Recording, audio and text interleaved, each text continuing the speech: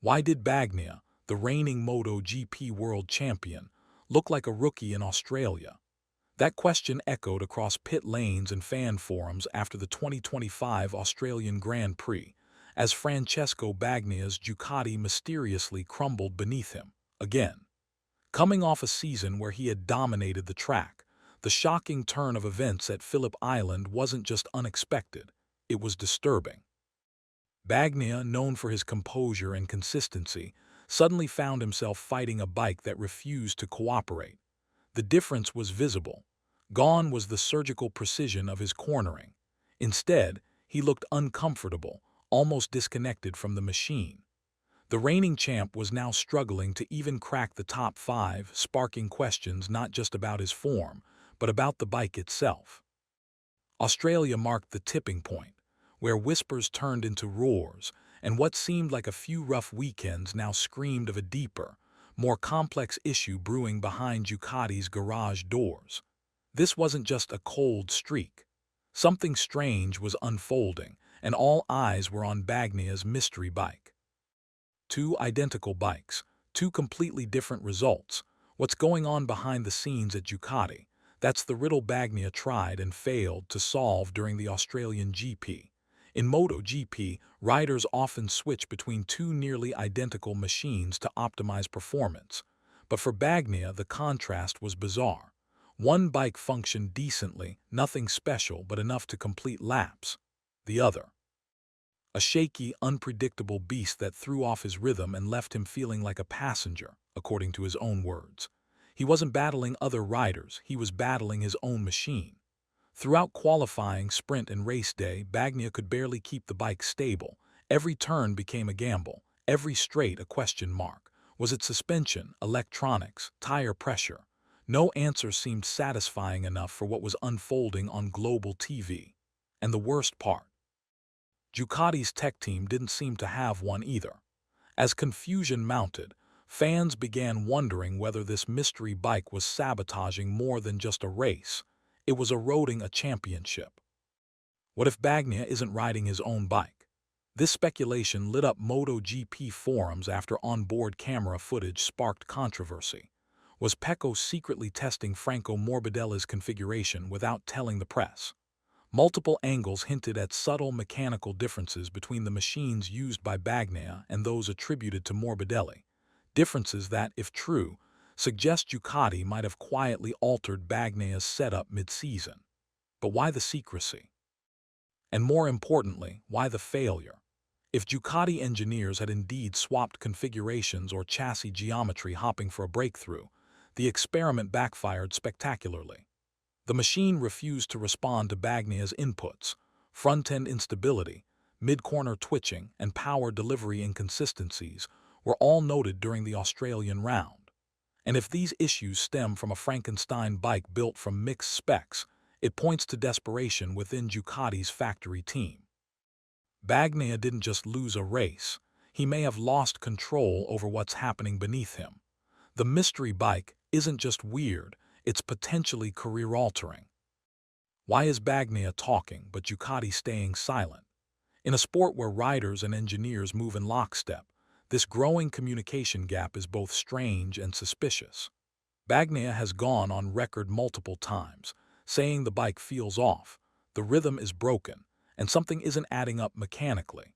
Yet the official Ducati team has remained tight-lipped, releasing vague technical statements while withholding crucial, inside Ducati, video footage that normally shows behind-the-scenes engineering discussions. Fans have noticed the silence. Journalists have questioned the blackout, and Bagnaia himself appears increasingly frustrated, even implying that he's been left out of the decision-making loop. This lack of transparency hints at internal disagreements, or worse, technical chaos the team is trying to cover up. If even the rider doesn't fully understand the setup he's racing on, what does that say about Ducati's confidence in their own machinery?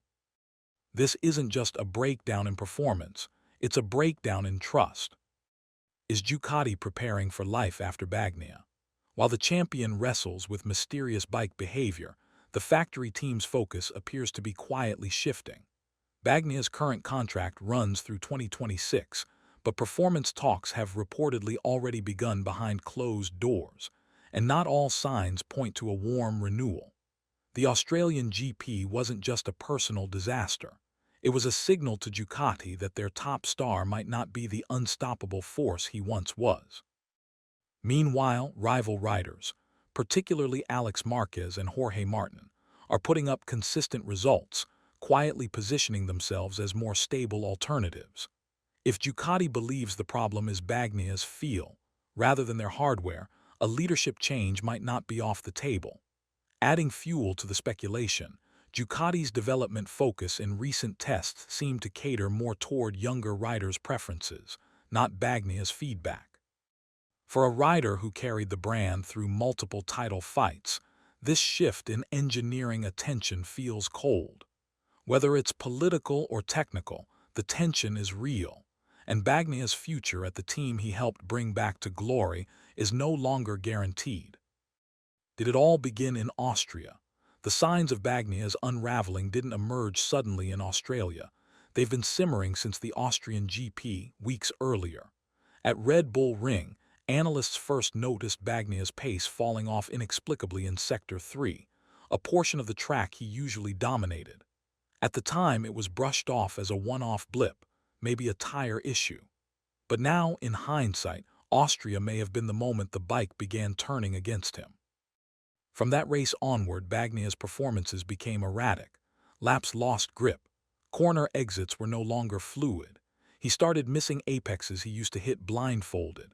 Each weekend introduced a new excuse, whether tire degradation, electronics, but none addressed the core problem. Something in the bike's geometry, chassis balance, or even engine mapping changed. A mystery, yes, but not without breadcrumbs. The downward spiral was slow, subtle, and for a while deniable. But after Australia, it's undeniable. Austria might have been the quiet spark to a fire Ducati can no longer contain. What exactly is broken inside the bike? Bagnaia has described the bike as impossible to trust, a chilling phrase from a rider known for his analytical calm. On paper, the GP25 machine he's riding shares 95% of its architecture with previous season's models. But something is off in the setup. Engineers have cycled through changes to the front forks, chassis stiffness, and ride height devices, yet nothing fixes the problem. During practice runs, data shows unusual vibrations under braking and delayed throttle responses. Fans watching onboard cameras noticed him sitting further back in the saddle, possibly to offset a front-end instability. These aren't minor quirks, they're survival tactics.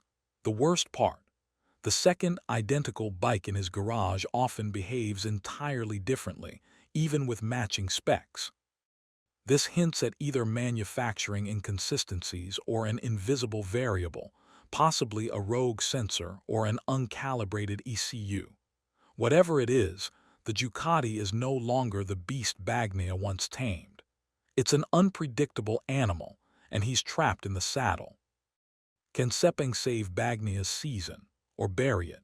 With the Australian disaster fresh in the rearview mirror, all eyes now turn to the Sepang International Circuit in Malaysia.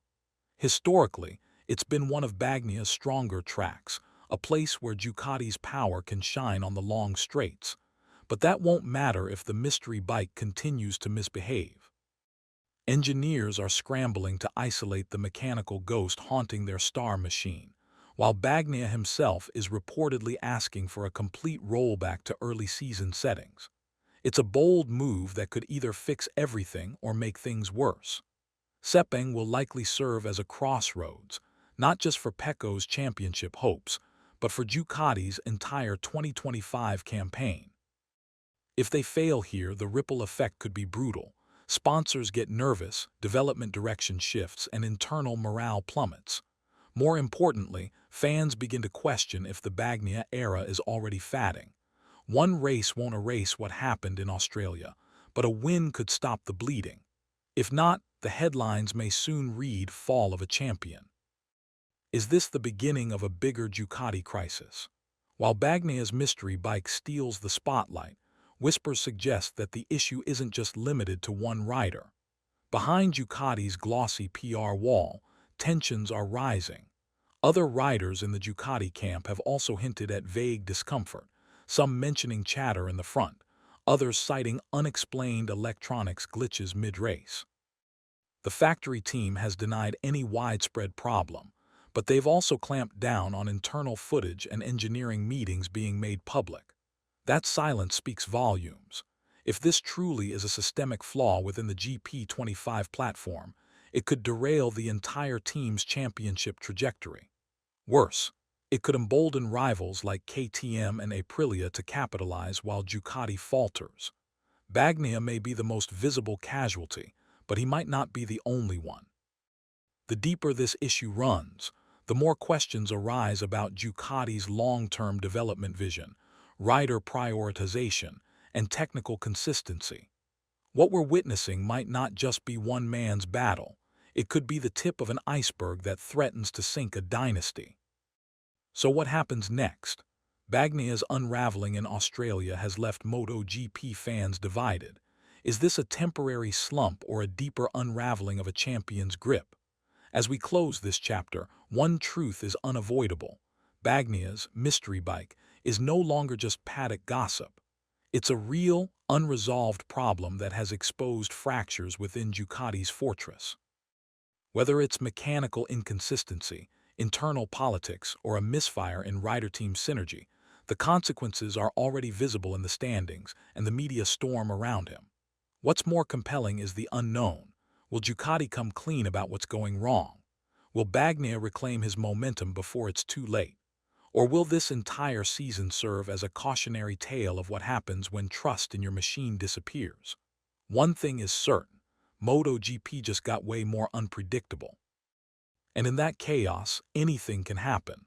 The next race could be redemption or another wreck, and that's why fans won't be looking away anytime soon.